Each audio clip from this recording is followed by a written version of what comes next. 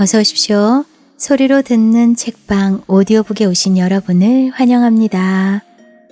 네, 지난 시간에 이어서 김용훈 작가님의 장편 소설 안개꽃 11번째 이야기를 낭독해 드리겠습니다. 지금부터 바로 낭독 시작할게요. 김용훈 작가의 안개꽃 11번째 이야기. 바람보다 빠른 사내들. 이윽고 사내들은 차에서 내렸다. 그리고 진작부터 지켜봐오던 그 번듯한 2층 집을 바라보며 골목길을 쓱쓱 걸어 들어갔다. 그들은 모두 4명이었다. 30세 안쪽의 젊은이들이었다. 하나같이 인상들이 곱지 못했다. 한 패거리인 듯 싶었다. 그 2층 집에 철제 대문 앞까지 다다른 그들은 잠깐 서서 서성거렸다. 어떤 일을 시작하기에 앞서 호흡을 가다듬는 눈치였다. 그들은 서로 눈짓했다. 그러자 사내 하나가 대문 앞으로 한 걸음 바투 다가섰다. 북어였다. 북어처럼 키가 껑충하고 깡마른 사내였다. 몸이 몹시 날래 보였다. 그는 대문 한쪽에 붙어있는 초인종을 눌렀다. 집 안에서는 아무런 인기척도 없었다. 그는 이번에는 좀 더 길게 초인종을 눌렀다. 조금 후에 저쪽 현관문이 열렸다. 17살쯤 되어 보이는 소녀가 정원으로 나섰다. 가정부인 듯 싶었다. 주춤거리며 대문 앞까지 다가온 소녀는 문을 열지 않고 오똑 선 채 물었다.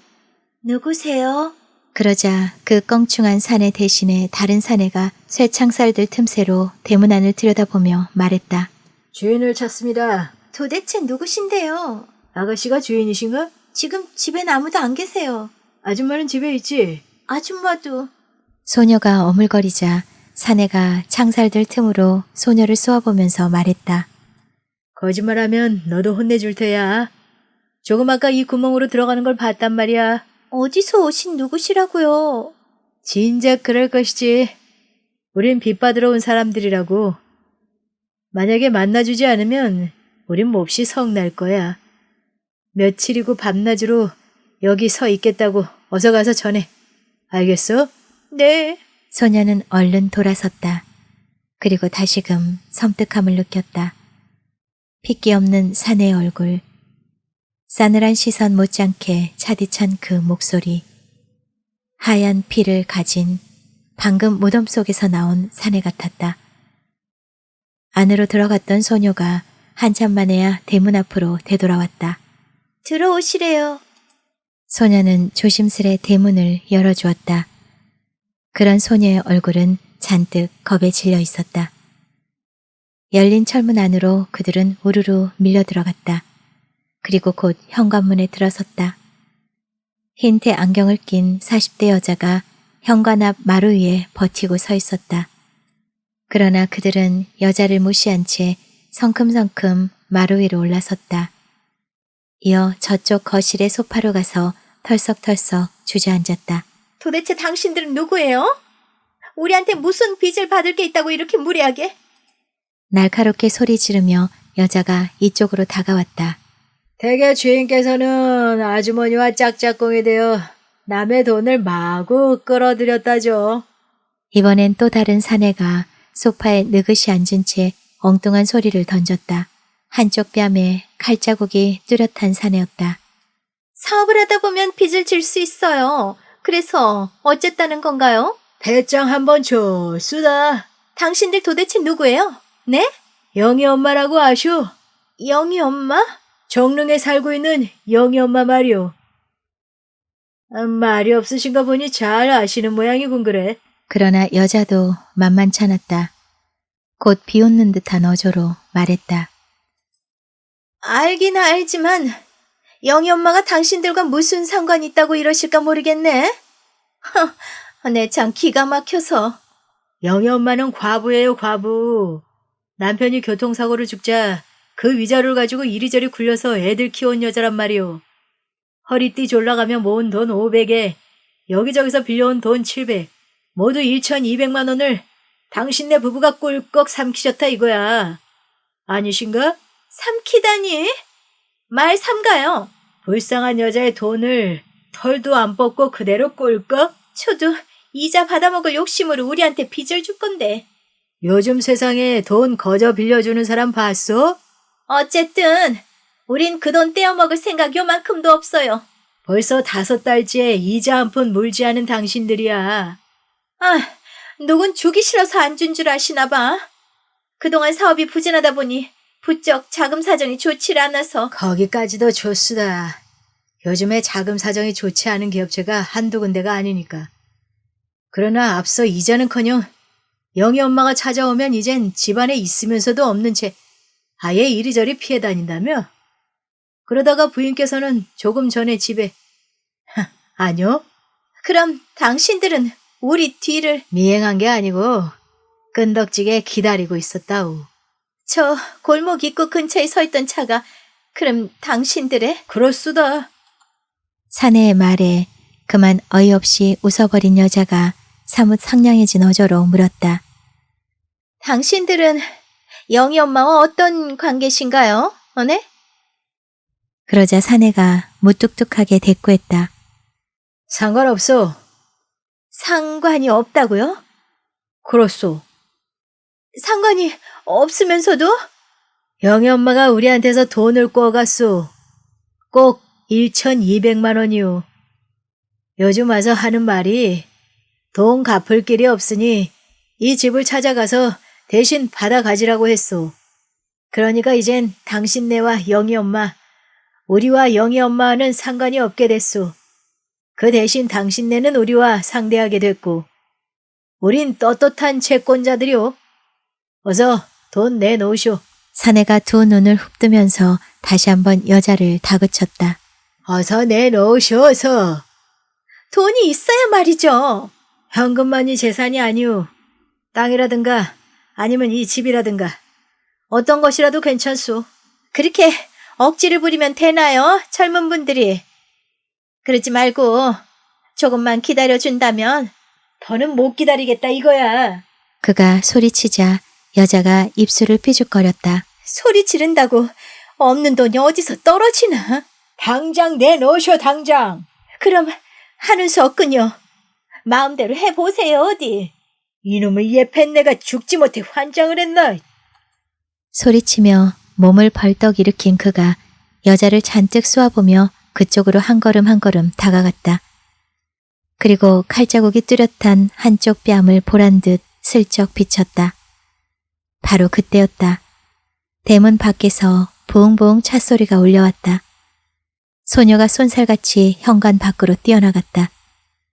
여자의 남편이 차를 타고 돌아온 듯 싶었다. 아니나 다를까 조금 후에 50대의 배가 뚱뚱한 사내 하나가 소녀를 앞세우고 시근거리면서 현관 안으로 들어섰다. 그는 이미 소녀를 통해 다 들었다는 듯 소파에 앉아있는 그들을 향해 다짜고짜 버럭 고함을 쳤다. 다들 나가. 내 집에서 썩 나가란 말이야, 모두들. 그러자 지금까지 잠자코 자리에 앉아서 담배만 빨고 있던 사내가 슬며시 몸을 일으키더니 그 배뚱뚱이를 바라보며 점잖게 말했다. 이거 왜 이래? 바위처럼 몸집이 다부진 젊은이였다. 바위 같은 사내의 체격과 역시 묵직한 그의 목소리에 배뚱뚱이는 그만 기가 꺾였는지 잠시 우물거렸다. 그러나 집 주인으로서의 또한 가정을 지키는 남편으로서의 체면 때문인지 배뚱뚱이는 사뭇 깐깐한 어조로 말했다. 주인의 허락도 없이 남의 집에 함부로 들어왔다간 어찌 되는 줄 아셔? 주거 침입죄에 걸린단 말이오. 그만한 상식 좀 모를 우리가 아니오. 칼자국이 그렇게 씨부렁거렸다. 그래, 누가 당신들을 집 안으로 불러드립니까? 대개 부인께서 친절히. 그의 말에 배뚱뚱이는 저만큼 서 있는 자기 아내의 얼굴을 못마땅한 눈길로 지켜보며 다그쳐 물었다. 정말이야, 당신? 여자가 머뭇거리자 거부란 듯 배뚱뚱이가 갑자기 목에 힘을 주며 말했다. 내 그럴 줄 알았다니까. 당신들이 보다시피 내 아내는 지금 겁에 잔뜩 질려 아무 말도 못하고 있어. 이런저런 눈치로 보건대 당신들이 아까 어물쩡 집 안으로 들어온 모양인데 경찰에 연락하기 전에 그만 이 집에서 나가시오. 알겠어? 배뚱뚱이가 젊은이들을 휘 둘러보았다. 이럴 줄 알았다니까. 희죽 웃던 푸거가 윗주머니에서 작은 물건 하나를 꺼내 들고 재빨리 조작했다. 소형 녹음기였다. 녹음기에서 곧 소녀의 음성이 흘러나왔다. 들어오시래요. 이어 철문 여는 소리. 어떻습니까, 선생? 우린 법에 어긋난 짓은 되도록 안 하려고 애쓰는 사람들이라고. 저 아가씨가 들어오래서 들어왔다 이거야. 그건 그렇다 치고 내가 영애 엄마한테 빚이 있는 건 사실이오. 그러나 당신한테는 돈 빌린 적 없어. 당신들이 우리에게 돈 빌려줬다는 증거가 있어? 채권자라고 나설 만한 증거가 있으면 어디 내놔보시오. 이를테면 차용 증서라든가. 우릴 공갈범이나 사기꾼으로 여기시는 눈치인데 말씀이야. 사내는 북어 대신 하얀 피였다. 그는 속주머니에서 몇 번 접힌 종이장을 꺼냈다. 그리고 그걸 펴서 읽어보란 듯 배뚱뚱이에게로 건넸다. 종이장. 그건 채권자인 영희 엄마가 대신 빚을 받아 가지라고 그들에게 써준 위임장이었다. 위임장을 읽고 난 배뚱뚱이가 입 언저리를 실룩거리며 말했다. 녹음기에 위임장에 그만하면 됐어? 그러나 영희 엄마는 아주 비싼 이자를 내게 요구하고 있어. 고리로 법에 어긋난 것인 만큼 난 그렇게 주지 않아도 될 권리가 있어. 안 그렇소? 그건 처음부터 당신이 그렇게 정했답디다. 비싼 이자 주겠다고 슬슬 꼬시는데 마다할 사람이 어디 있겠소? 안 그렇소? 그래놓고는 이젠 아예 만나주지도 않으니 이럴 경우 천사인들 핏대가 안 서겠소? 그건 여러 변명할 것 없이 이자고 뭐고 딱 원금만 내놓으시오. 원금만 찾겠다는 사람에게는 법도 따뜻한 손길로 보살펴준다는 사실을 명심하시고. 갑자기 그가 싸늘한 어조로 말을 이었다. 만약에 당신이 여기서 더 버틴다면 그땐 우리에게도 생각이 있어. 다른 방법을 쓸 테니까 이 순간부터 우린 빚을 받을 때까지 이 집에서 당신들과 함께 살 거요. 밥도 당신들과 함께 먹고 잠도 당신네 부부방에 들어가서 함께 자고 아침 저녁으로 목욕하고 밤엔 텔레비전 보아가며 술 타령해. 그러다가 실증 나면 전축 틀어놓고 춤추고 노래 부르며 하하하. 그러나 우리 중 한 사람은 밤에 잠을 안 잔다는 사실을 미리 알아두시오. 부부가 함께 주랭랑을 치면 곤란하니까. 그렇다고 감금은 아니오. 외출은 얼마든지 허용하오. 그러나 우리 중에 두 사람이 항상 당신을 따라다닐 거요. 붙어다니면서 때론 귀찮게 지분거릴 거요. 명심할 것은 우릴 어느 귀에 슬쩍 따돌릴 생각은 아예 처음부터 하지 않는 게 좋소. 우린 당신들보다 한 단수 높다는 사실. 행여 무슨 수를 써서 우리를 어떻게 혼내주고 싶어질 건데 그것도 헛수고 그렇게 호락호락 당할 우리가 아니겠고 또 베개 하나 우리는 다친다 쳐도 뒤엔 많은 우리의 동료들이 계속해서 당신들을 도망치면 끝까지 당신들을 쫓아가오. 숨어봤자 곧 찾아낼 거요. 이 세상 끝까지 무덤 속까지 뒤져. 자, 그럼 이제부터 슬슬 시작해볼까? 하얀 피가 싱긋 웃어대자 북어가 갑자기 저쪽에 우두커니 서 있는 소녀를 째려보며 말했다. 예, 넌 어서 부엌으로 들어가서 점심밥 좀 지어라. 뱃속에 시커먼 너네 아저씨. 아줌마 기다리다가 점심을 굶었다. 빚 받으러 찾아온 손님들께 식사 대접은 해야지. 안 그러냐, 얘야? 칼자국도 소녀를 노려봤다. 하얀 피도 바위도 그랬다. 그러자 그때까지 주인네 눈치를 힐끔힐끔 살펴가며 엉거주춤 서 있기만 하던 소녀는 그만 겁에 질려 슬며시 뒤돌아서더니 도망치듯 부엌 쪽으로 가버렸다. 여보, 갑자기 여자가 남편을 불렀다. 왜? 배뚱뚱이가 마누라에게로 시선을 보냈다. 나 좀 봐요. 여자가 저쪽 방을 향해 걸어갔다. 자석에 이끌리는 쇠붙이처럼 배뚱뚱이가 그쪽으로 슬며슬며 따라가고 있었다. 한참 만에야 그들은 거실로 돌아왔다. 줬어. 배뚱뚱이가 말했다. 뭐가 좋단 말이오? 하얀 피가 그렇게 물었다. 빚을 갚겠다 이거요.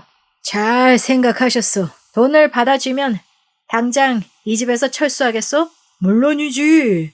볼일 다 본 집에 무슨 미련이 남았다고 더 머물겠소? 안 그렇소? 약속했소, 모두들. 두말하면 잔소리.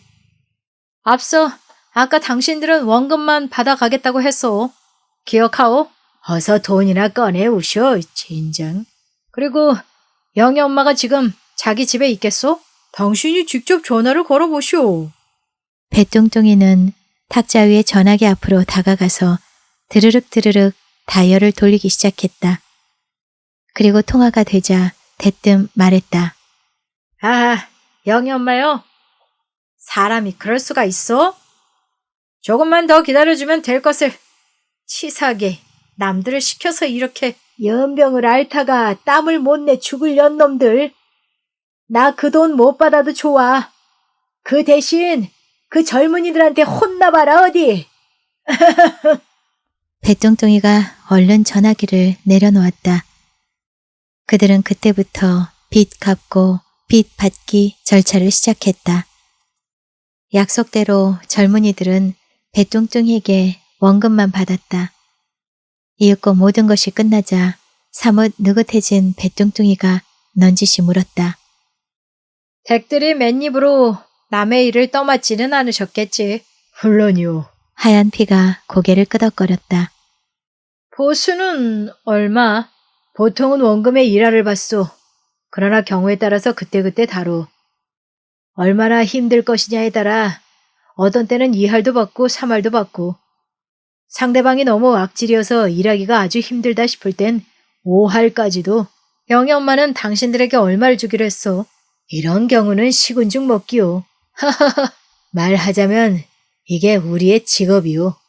실은 나도 여기저기서 빚 받을 일이 수두룩한데 말씀이야. 우리와 계약을 맺으면 힘껏 도와드리겠소. 받아낼 수 있는 확률은 10에 9은 자신 있소. 일을 시작하기 전에 착수금조로 커미션의 3분의 1을 미리 받습니다. 만약에 약속 이행을 못했을 땐 그 착수금을 깨끗이 되돌려 드립니다. 많이 이용해 주십시오, 선생. 그가 눈짓을 했다. 그러자 나머지 3명의 젊은이들도 썰물 빠지듯 거실을 떠났다. 그 2층 집의 대문을 벗어난 그들은 느릿느릿 골목길을 걸어 나왔다. 차는 그 자리에 그대로 멎어 있었다. 그들은 차 안으로 들어가 자리했다. 차가 움직이더니 이윽고 달리기 시작했다. 하얀 피가 운전을 하고 있었다. 옆에 바위가 자리했고 북어와 칼자국이 뒷좌석에 앉아서 담배를 빨고 있었다. 어디로 갈 건가? 문득 바위가 입을 열었다. 글쎄, 운전을 하던 하얀 피가 말했다. 아까 배뚱뚱이 그 새끼 꽤 빳빳하던걸? 빳빳해 봤자지. 돈을 감춰놓고도 없는 채 나쁜 새끼. 남의 돈 먹는 놈들 다 그렇지. 그나저나 이거 어디 되겠나. 영희 엄마 같은 잔챙이로는 속이 안 차는구만. 좀 화끈한 먹이가 없을까? 여의도로 가세. 누가 있는가 그곳에? 있네. 누군데? 들깨 형 말이지? 그래. 들깨 형이 그곳에 부동산 사무실을 차렸단 말 진작 들었어. 박사 부동산이라지 아마? 그들이 여의도를 향해 달려오고 있을 무렵 박사 부동산 사무실 안에는 3명의 사내들이 소파에 둘러앉아 있었다. 장동근과 조태환과 허준이었다. 요즘에 장동근은 이쪽 동네에 와서 살다시피 했다. 한마디로 돈을 긁어내기 위해서였다. 아니, 조태환이 긁어모은 돈을 그때마다 챙겨가기 위해서였다. 조태환은 요즘에 정신이 없을 정도로 바빴다. 3억 원을 마련하기 위해서였다. 이리저리 전화 걸고 이리저리 뛰어다녔다. 그러나 예상과는 달랐다. 이상하다 싶을 정도로 돈 긁어모으기가 힘이 들었다. 몇 달 전까지만 해도 휴지 조각처럼 나뒹굴던 이 거리의 고액권 수표들은 다 어디로 갔단 말인가. 이 지역에서 멀리 사라져버렸나 싶을 정도로 고액권 수표의 낯짝을 보기가 힘들었다. 상가들은 점포마다 장사가 안 된다고 술렁거렸다. 그놈의 부동산 경기가 죽자 다른 경기들마저 침체되어 간다고 입마다 수군거렸다. 전국적으로 일기 시작한 불황의 바람이 이 거리에도 불기 시작한 것이다. 그 검은 불황의 그림자가 이 지역을 차츰차츰 덮고 있었다. 그런 속에서도 다행인 것은 송정란을 비롯한 몇몇 여자들이 박사 부동산에서 벌린 양로원 자리 매입에 흥미를 비췄고 그 매입을 위해 애쓰고 있다는 점이었다. 이미 그들은 투자를 했고 3억 원 중에서 아직 투자되지 않은 나머지 반을 투자할 사람들을 찾고 있었다. 사무실 문이 열렸다. 미스 채가 실내로 들어섰다. 어찌 됐어? 조태환이 대뜸 물었다. 큰일 났어요. 그녀가 말을 이었다. 그거 사무실 안에 여자 7명, 사내 4명이 찾아와서 아우성을 치고 있어요. 사장은 어딜 갔느냐, 어디다가 숨겨놨느냐. 직원인 너희는 알고 있지 않느냐면서 이 씨와 박군을 마구 닥달을 하고 있어요. 어쩌죠? 거참. 한번 가보세요. 어디를? 어디긴요. 까치 부동산 말이죠. 그러자 조태환이 머리를 설레설레 저으며 말했다. 모르는 소리. 초상난 집에 잘못 갔다가 공연히 나까지 당한다고. 사장님이 당할 이유가 없잖아요. 빚 받으러 온 사람들은 보나마나 눈들이 확 뒤집혀 있다고. 그런데 내가 그런 사무실로 들어서 봐. 너는 웬 녀석이냐? 도망친 이곳 사장과는 어떤 사이냐 하고 덤벼들지 않겠어? 웃긴. 조태환은 가까이 앉아있는 장동근과 허준의 표정을 힐끔 살펴봤다. 뭐가 좋은지 장동근은 여느 때처럼 빙글빙글 웃었고 허준은 여전히 담배만 뻐끔거리며 차분한 표정이었다. 그러나 표정만 차분할 뿐이지 지금 허준의 마음은 마냥 착잡했다. 김달수가 행방불명이 된 것은 오늘이 사흘째였다. 이 거리에서, 이 지역에서 자취를 감춰버린 것이다. 이 거리의 부동산 업자들 사이에는 까치 부동산이 아무래도 위태롭다는 말이 진작부터 심심찮게 나돌았다. 연립주택을 지으려고 그동안 끌어들인 돈이 한두 푼이 아니라는 것이었다. 빚쟁이들이 대추나무에 연 걸리듯 많다고 했다. 많은 동업자들의 예측대로 김달수가 계획하고 추진했던 연립주택들은 고객들에게 전혀 인기가 없었고 따라서 모든 것이 실패로 돌아가고 말았다. 남은 것은 아직도 팔리지 않은 채 도깨비집처럼 썰렁하게 비어있는 20여 채의 팔다 남은 연립주택들, 그리고 빚과 그 빚쟁이들 뿐이었다. 김달수가 그처럼 고전을 하게 된 이유는 첫째, 아파트에 비해 인기가 없는 연립주택 쪽으로 눈길을 돌린 탓이었다. 그에 못지않은 원인도 있었다. 이미 석 달 전 부동산 투기에 대한 정부의 억제책이 발표된 뒤부터 그는 공경에 빠졌다.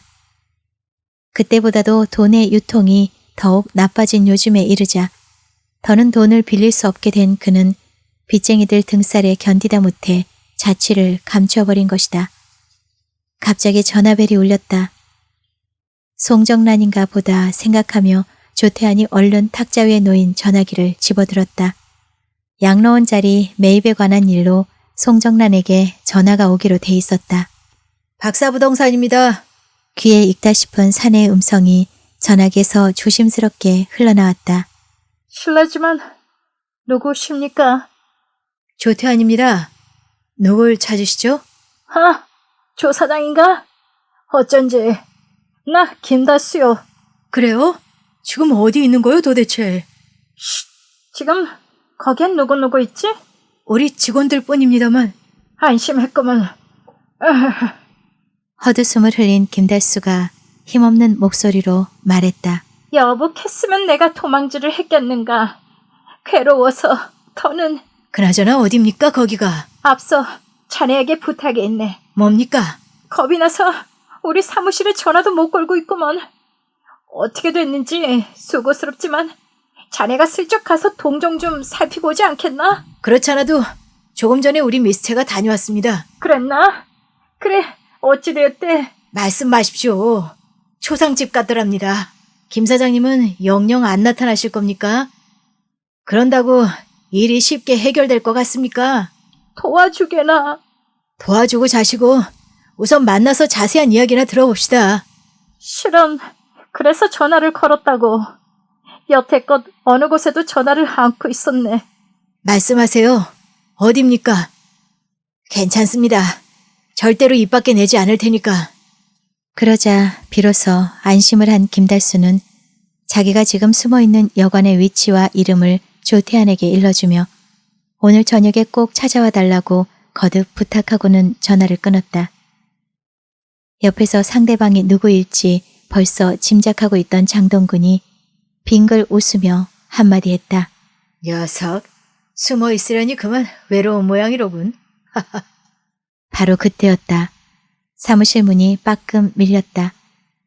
이어 실내를 기웃 들여다보던 사내 하나가 큰 소리로 말했다. 들깨형, 어? 소파에 앉아있던 조태환이 자리에서 벌떡 몸을 일으키더니 어느새 실내로 들어서서 이쪽으로 다가온 젊은이의 손을 덥석 잡으며 말했다. 명섭이 아니냐 너? 네. 어쩐 일이냐 여긴? 내가 여기 있는 줄 어떻게 알았나? 왕년에 들깨형답지 않은 말씀하시네. 언젠 우리가 주소 가지고 사람 찾아다녔수? 누굴 찾고 싶으면 주소쯤이야. 안 그렇수? 혼자 왔냐? 밖에 식구들이 더 있어. 누구지? 보면 아실 거요. 그때 밖에서 기다리고 있던 3명의 젊은이들이 한마디씩 중얼거리며 잇따라 실내로 들어섰다. 실례합니다. 기선이, 태호, 동철이, 반갑다. 반가워. 조태환이 활짝 웃으며 두 손을 벌리면서 말했다.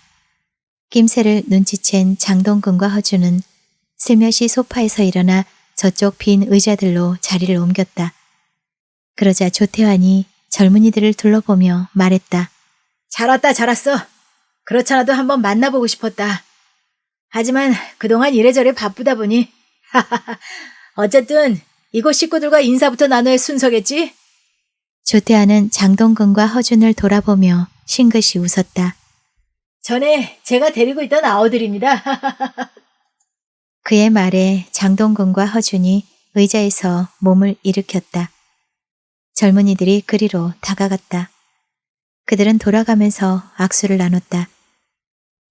젊은이들을 데리고 소파로 가던 조태환이 미스체에게 손님들께 차를 대접하라고 이르자 명섭이 말했다. 형, 우린 여태 점심을 굶었소. 우선 짜장면부터 한 그릇씩 먹겠소. 그래? 이어 조태환이 물었다. 지금이 몇 시인데 여태껏? 어쩌다 보니 그렇게 됐소. 그때 저쪽에서 장동근이 불렀다. 이보시게 아우님. 네 형님. 조태환이 그에게로 시선을 보냈다. 우리 집에 모처럼 찾아오신 귀한 손님들 아닌가. 그까지 짜장면 가지고 어디 되겠나. 중국집에 전화해서 잡채밥 4그릇에 고량주 몇 병하고 탕수육, 쇠고기 튀김. 어쨌든 술안주 될 만한 것으로 몇 접시 시키게. 약수하지만 내가 한턱 내겠네. 하하하하. 그러시겠습니까? 웃어댄 조태환이 중국집에 주문할 것들을 이것저것 미스에게 일러주고는 소파로 가서 앉았다. 장동근이 그처럼 말함으로써 사무실 안의 분위기는 사뭇 부드럽고 상쾌해졌다. 그때그때 분위기를 재빨리 잡을 줄 아는, 적은 돈으로 마냥 생색을 낼 줄 아는 장동근이었다. 소파에 둘러앉은 5명의 사내들은 담배를 피워가면서 그동안 지나오며 겪은 일들을 짤막짤막 털어놓고는 웃어댔다. 들깨 형. 명섭이가 불렀다. 임마, 이제 난 들깨가 아니야. 조태한이 싱긋 웃었다. 알았어, 무슨 뜻인지. 입 조심하겠소. 명섭이가 말을 이었다. 형을 찾아온 이유는 한마디로 이 바닥에 먹을 것이 없을까 해서요. 알겠소? 감 잡았다. 하지만 뭐 아직은 곧 터질 거요. 이 동네도. 이 지역이라고 해서 예외는 아닐 거요. 요즘에 바깥 동네에서는 야단 났소.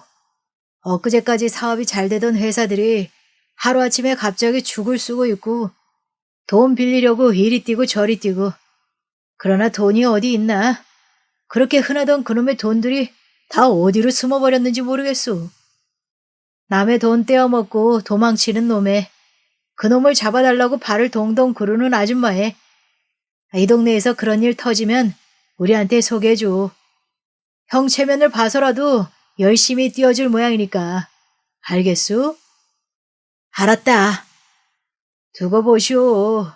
이 동네도 머지않아서 그나저나 배고파서 환장하겠군. 명섭이가 사무실 안을 두리번거리면서 웃어 보였다. 사무실은 그럴듯하오. 그러나 뒤늦게 부동산 업계에 뛰어든 형은 재미 못 봤을 거요. 돈이 다 뭐냐. 요즘에 부동산 사무실들 다 그렇소. 알아줘서 고맙다. 조금 후에 중국집에서 음식들이 날라져 왔다.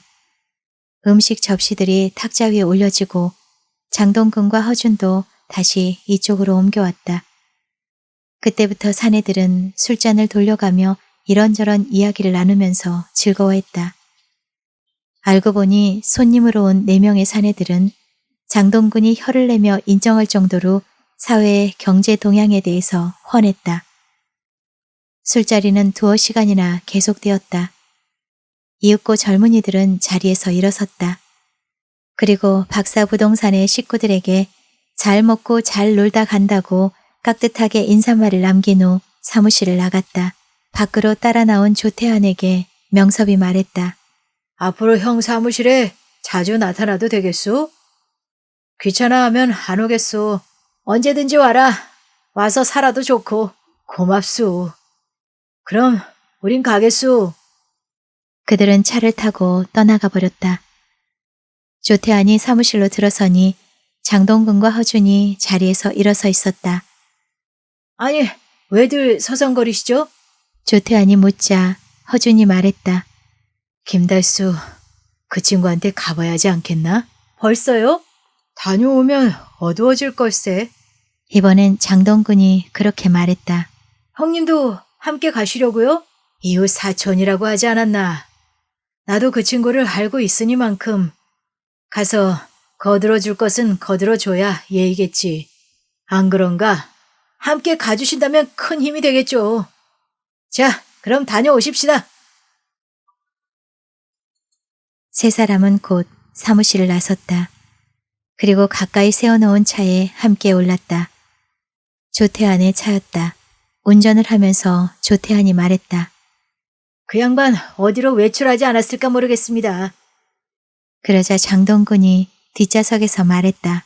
천만의 말씀. 도망가서 숨어있는 녀석이 가긴 어딜가. 그렇겠군요. 이보쇼, 허 선생. 장동근이 옆에 말없이 앉아있는 허준을 불렀다. 네, 담담한 어조로 허준이 대꾸했다. 듣자 하니 김달수. 그 사람과는 친구라던데. 네, 안 됐구먼.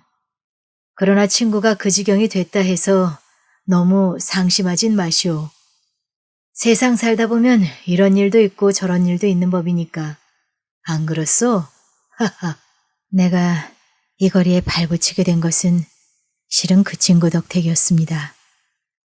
그러다가 헤어지긴 했지만 세상 다 그런 거요. 하나하나 신경 쓰다가는 한이 없어. 더구나 이런 부동산 업계에서는 그래도 어디 그럽니까? 당신은 아무래도 발을 잘못 들였소. 내일이라도 그만 떠나가시오. 하하하하. 어디로 말입니까? 송충이는 솔잎을 먹고 살아야 제격이지. 가서 흙을 파먹고 살아야 딱 어울릴 사람이요, 당신은. 사람이 사람을 파먹고 사는 요즘 세상에 당신한테 파먹힐 사람이 있겠소? 당신이 흙을 파먹는다 해서 흙이 당신을 파먹진 않을 테니까. 그 후에도 장동근은 이런저런 말들로 허준을 자꾸 놀려가며 껄껄 웃었다. 차가 김달수가 숨어있는 여관 앞에 닿을 때까지 그랬다. 여관 안으로 들어간 그들이 이윽고 방을 찾아들자 김달수는 잔뜩 초췌한 얼굴이었다. 방 한 구석엔 작은 가방 하나와 소주병이 놓여있을 뿐이었다. 고맙소, 고마워. 더구나 장 사장님까지 이렇게. 이어 김달수는 방 안에 들어앉은 사내들을 둘러보며 말했다. 나가서 술을 사올까? 그러자 조태환이 대뜸 말했다. 지금 술 마실 때입니까? 어디 도대체 빚이 얼만데 이렇게 도망질까지. 어서 얘기나 들어보십시다. 머쓱해진 김달수는 도로 자리에 앉았다. 그리고 담배를 피워 물었다. 그런 그의 표정은 사뭇 어둡고 불안해 보였다. 이윽고 그는 안진뱅이 걸음으로 저쪽으로 가더니 가방 속에서 노트 한 권을 꺼내 다시 제자리로 돌아왔다. 그리고 그 노트를 슬며시 그들 앞으로 밀어놓았다. 얼른 조태환이 노트를 집어들고 페이지마다 적혀있는 기록의 내용들을 쭉 살펴봤다. 다음에 허준, 마지막으로 장동근이 그러했다. 일 났구먼. 장동근이 말했다. 거참, 조태환이 입맛을 다셨다. 앞으로 난 어쩌면 좋겠소. 김달수가 사내들의 얼굴을 번갈아 둘러보며 말했다. 그런 김달수에게 조태환이 면박을 주었다. 나 같은 녀석과는 달리 부동산 업계에 발을 들인 지 1, 2년도 아닌 양반이 그래? 어쩌자고 연립주택에 손을 댔느냐 이겁니다. 네 참. 누군 이럴 줄 알았나. 그래도 그렇지. 죽고 싶은 심정이네. 이어 김달수가 허준을 지켜보며 말했다. 그때 내가 자네의 말을 조금만 신중히 들었어도. 이제 와서 지난 날을 들먹거려 봐야 무슨 소용이 있겠나. 허준이 새롭게 담배를 피워 물었다. 방 안에 앉아있는 사내들은 약속이나 한 듯 그때부터 말없이 한동안 뻑뻑 담배만 피워댔다. 이윽고 조태환이 장동근을 바라보며 한마디 했다. 이럴 땐 아무래도 형님이 우리보다 낫지 않겠습니까? 제 양반을 구출할 무슨 방법이 없겠습니까? 그러자 장동근이 빙글빙글 웃어가며 말했다. 어려울 것 없네. 네? 장동근의 말에 조태환은 물론 허준과 김달수의 눈이 크게 열렸다. 어서 말씀해 보십시오, 형님. 조태환이 재촉하자 다시 한번 빙글 웃고는 장동근이 말했다. 눈 딱 감고 빚잔치를 벌리게나. 빚잔치라고요? 이렇게 언제까지 숨어 있겠나? 그렇다고 어디로 도망칠 건가? 뛰어봤자 벼룩이지. 그러지 말고 빚쟁이들한테 두루 통고를 하게. 어느 날 어느 장소로 다 나오라고 말이야. 행여나 빚을 받을 수 있을까 하고 하나도 빠짐없이 다 나올 걸세. 그러면 달수 자네는 그 자리에 나가서 선언을 하게. 그 자리에 나가서 선언을 하게. 내가 가진 재산이라고는 모두 이것뿐이니 여러분 알아서 나눠 가지시오. 그렇게 배짱을 부리게나. 그러다가 맞아 죽으려고? 지레 김달수가 겁먹은 표정을 짓자 장동근이 핀잔을 주었다. 사내가 그만한 배짱도 없이 무슨 사업을 하겠나. 이어서 장동근이 말했다. 앞서 이쪽에서는 가짜 빚쟁이들을 몇 명 만드는 거라고. 아까 보니까 제일 큰 액수의 빚이 1,500만 원짜리더구만. 따라서 그가 그들 빚쟁이들 중에서는 제일 발언권이 세다 이걸세. 그럼 이쪽에서는 2,000만 원, 또 2,500만 원짜리 가짜 빚쟁이들을 만들어 놓는 걸세. 그러면 발언권은 결국 액수가 많은 이쪽 사람들에게로. 다음엔 얼른 채권단을 결성하고 다음엔 그들이 나서서 슬슬 그 살벌한 분위기를 구슬러 가며 다스리는 걸세. 때로는 김달수 이 죽일 놈! 남들보다 더 크게 고함을 질러 가면서. 그러나 결국엔 여러분 이제 어쩌겠소. 쥐어짜봐도 더 나올 것이 없으니 이나마라도 다행으로 여기며 이 돈을 채권에게 비율대로 나눠 가집시다. 그렇게 말일세. 내 말 알아듣겠나? 그렇다면 이쪽에서 내세운 가짜 빚쟁이들에게 돈이 듬뿍 배당되겠습니다. 조태한의 말에 장동근이 고개를 끄덕거렸다. 물론이지. 잘만 하면 이쪽에서는 하하하. 하지만 다른 채권자들이 이쪽에서 내세운 가짜 채권자들을 믿으려고 들까요? 쉽게 속아 넘어갈까요? 그러니 연기를 잘해야지. 누가 봐도 속아 넘어갈 정도로 그럴듯하게. 그만한 배우 노릇을 하자면 낙가죽 두껍고 무엇보다도 배짱이 두둑해야 될 텐데 자네가 앞장서게나. 아이쿠. 하하하. 그 연극에 적합한 배우들이 있긴 하네. 있다고요? 있지. 누굽니까 그들이? 아까 우리 사무실에 놀러왔던 그 친구들일세. 명선이, 기선이, 태호, 동철이 그 녀석들 말씀입니까? 수고비를 적당히 쥐어주면 그 정도 연극은 거뜬히 해낼 걸세. 장동근의 말 맞다나 오늘 찾아왔던 녀석들을 내세운다면 그들은 이쪽에서 짜놓은 각본대로 아니 그 이상으로 멋진 연극을 해낼 것이다. 그만한 배짱들을 지닌 그리고 바로 이런 꾸준 일들을 찾아 나선 그들이 아닌가. 어쨌거나 조태환은 어떤 어려운 일을 만나도 끄떡 않고 그때마다 기지를 발휘하는 장동근에게 새삼스레 감탄을 해댔다. 장동근에게 뜻밖의 해결책을 듣게 된 김달수는 저승에서 부처님을 만난 듯 마음이 기쁘고 흐뭇해졌지만 그러나 당장은 우물쭈물해 보였다. 그도 그럴 것이 그로서는 어떤 준비, 특히 마음의 준비를 할 시간적인 여유가 필요했기 때문이다. 여관을 나오기 전에 조태환은 그곳 전화를 빌려 사무실로 연락을 해봤다. 미스 채가 전화를 받았다. 송정란에게 조금 전에 연락이 왔다고 했다. 이따가 자기 집으로 와달라는 말이었다. 장동근은 그만 이곳에서 돌아가겠다고 했다. 조태환은 미스 채에게 장 사장님 운전사에게 연락해서 이쪽으로 차를 몰고 오라고 전한 후 미스 채도 퇴근하라고 했다. 무슨 일 때문일까 생각하며 조태환은 가는 길에 송정란의 아파트에 들리기로 했다. 돌아오는 차 속에는 조태환과 허준 둘뿐이었다. 허준은 송정란을 만나고 싶지 않았다. 요즘에 아니 진작부터 그들은 조태환과 직접 돈 거래를 하고 있었다. 어쨌거나 허준으로서는 이래저래 크게 마음 편했다. 그런 조태환이나 그들이 요만큼도 섭섭하게 느껴지지 않았다. 오히려 마음이 홀가분해졌다. 운전석 옆자리에 앉아있던 허준은 짐짓 피곤한 채 보였다. 저 양반이 송정란을 만나보고 싶어 하지 않는구나.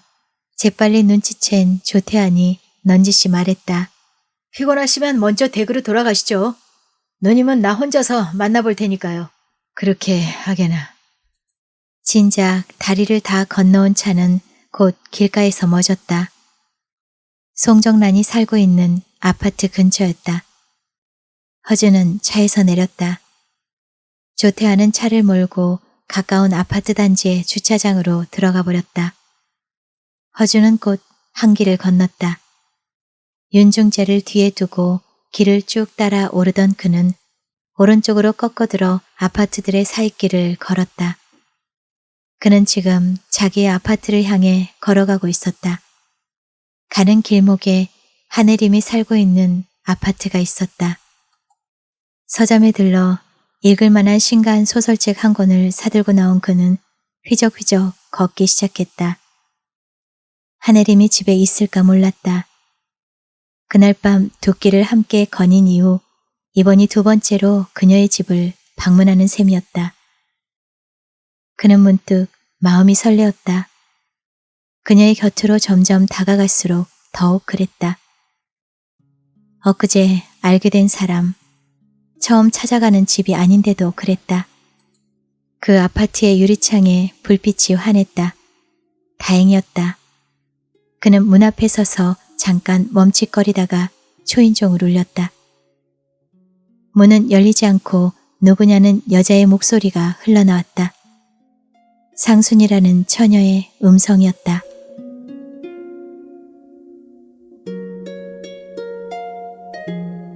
네, 김영원 작가님의 안개꽃 11번째 이야기 들려드렸습니다.